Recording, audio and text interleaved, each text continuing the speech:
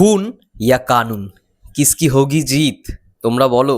নমস্কার বন্ধুরা, আমি রূপম চলে এলাম আরো একটা নতুন ভিডিও। বন্ধুরা, খাকি দি বেঙ্গল চ্যাপ্টার ওয়েব সিরিজের আরো একটা নতুন পোস্টার চলেছে। যদিও বা পোস্টার এর আগে কিন্তু ড্রপ করা হয়নি, ডিরেক্ট টিজারই মানে নেটফ্লিক্সের পক্ষ থেকে ডিরেক্ট টিজারই ড্রপ করা হয়েছে। ফর দ্য ফার্স্ট টাইমের জন্য আমরা একটা পোস্টার দেখতে পাচ্ছি। পোস্টারটার সব থেকে বড় পজিটিভ দিক হচ্ছে, এটা মূল আকর্ষণীয় দিক, সবাইকে মানে টিজারে আমরা যতজনকে দেখতে পেয়েছি সবাইকে কিন্তু পোস্টারটার মধ্যে রাখা হয়েছে। মানে যারা এই সিরিজটার মূল চরিত্র সবাইকেই কিন্তু আমরা দেখতে পাচ্ছি এই পোস্টারটার মধ্যে। তো সর্বপ্রথমে একদম লেফট সাইডেই আমরা দেখতে পাচ্ছি যে আমাদের দি ইন্ডাস্ট্রি, মানে যাকে সত্যি কথা বলছি এই প্রথমবার জিদ্দার সঙ্গে ফ্রেম শেয়ার করতে দেখতে পারো। তিনি হচ্ছেন আমাদের সবার প্রিয় দি ইন্ডাস্ট্রি প্রসেনজিৎ চ্যাটার্জি। এবং তার অপোজিটেই আমরা দেখতে পাচ্ছি জিদ্দা একদম পুলিশি লুকে, মানে এখানে পুলিশের ড্রেস আপ পরে একমাত্র জিদ্দাকেই আমরা দেখতে পাচ্ছি যে মানে হাতে বন্দুক নিয়ে জাস্ট শুট করছে।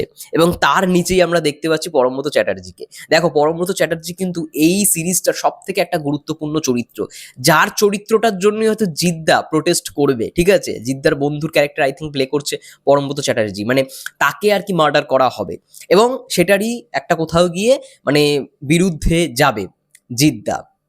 এবং অনেক দিন পর মানে আমরা একবারই দেখেছি জিদ্দার পরমব্রত চ্যাটার্জিকে শুভদৃষ্টি সিনেমায়, এবং তারপরে হেমলক সোসাইটিতে পরমব্রত সিনেমায় হেমলক সোসাইটিতে সৃজিত মুখার্জির পরিচালনার ছবিতে জিদ্দা ক্যামিও করেছিল। তো পরমব্রত চ্যাটার্জি আর জিদ্দাকে কিন্তু খুব একটা তারপরে দেখা যায়নি, মানে সিনেমায় কিন্তু তাদেরকে একসঙ্গে দেখা যায়নি। তো খাকিদি ওয়েব সিরিজে কিন্তু, খাকিদি বেঙ্গল চ্যাপ্টার ওয়েব সিরিজে কিন্তু আমরা অনেক দিন পর পরমব্রত চ্যাটার্জি এবং জিদ্দাকে একসঙ্গে ফ্রেম শেয়ার করতে দেখতে পারবো। এটাও বিশাল একটা ভালো দিক। এবং পরমব্রত চ্যাটার্জির অপোজিটেই আমরা দেখতে পাচ্ছি, মানে বুম্বাদার নিচে, প্রসেনজিৎ চ্যাটার্জির নিচে আমরা দেখতে পাচ্ছি শাশ্বত চ্যাটার্জি। ও লুকটা ঘ্যামা!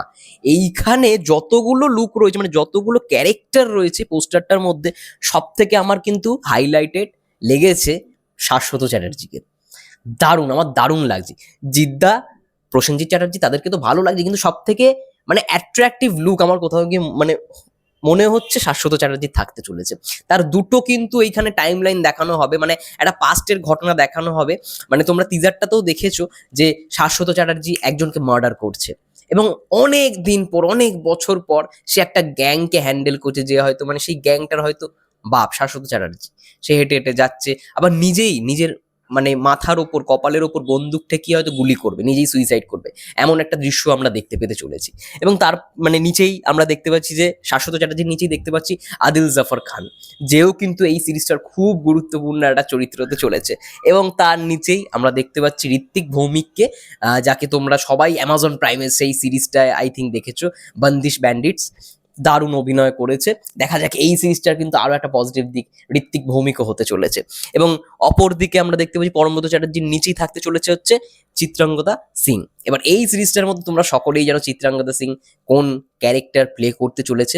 আমাদের বর্তমান আর কি যিনি আমাদের স্টেটে সিএম রয়েছে, সেই ক্যারেক্টারটা কিন্তু প্লে করতে চলেছে চিত্রাঙ্গদা সিং। ঠিক আছে, তার নিচেই আমরা দেখতে পাচ্ছি, মানে চিত্রাঙ্গদা সিং এর নিচেই দেখতে পাচ্ছি পূজা চোপড়াকে, যে আর কি এইখানে জিদ্দার অপোজিটে মানে জিদ্দার ওয়াইফের ক্যারেক্টার প্লে করবে।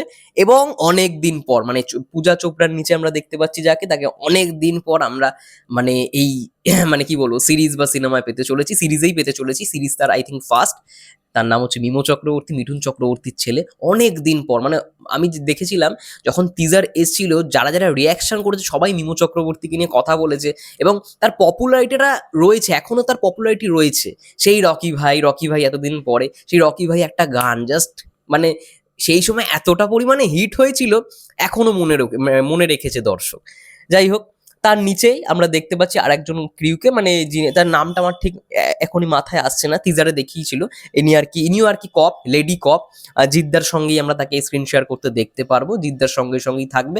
মানে যেটা হয় না, মানে অ্যাসিস্ট্যান্ট পুলিশ যারা থাকে মেন পুলিশের সঙ্গে, তো সেরকমই আর কি, এসিপি হোক বা ডিসিপি হোক, তো সেই একটা মানে ক্যারেক্টার আমরা তাকে প্লে করতে দেখতে পারবো। এবং পুরো এই পোস্টারটা যেটা এসছে অ্যানিমেশন লুক করে এসছে, মাঝখান থেকে ডাক কেটে খাকি, এবং পেছনে আমরা দেখতে পাচ্ছি হাওড়া ব্রিজ, ভিক্টোরিয়া, তারপর ট্যাক্সি। এবং টিজারের শুরুতেও আমরা তাই দেখতে পেয়েছিলাম। এবং এইখানে সব থেকে বড় পজিটিভ আরো একটা, সেটা হচ্ছে জিৎ গাঙ্গুলির গান। এই যে খাকি দি বেঙ্গল চ্যাপ্টার, এক और रंग भी देखे बंगाल का, এই গানটা পুরোটাই কম্পোজ করেছে জিৎ গাঙ্গুলি।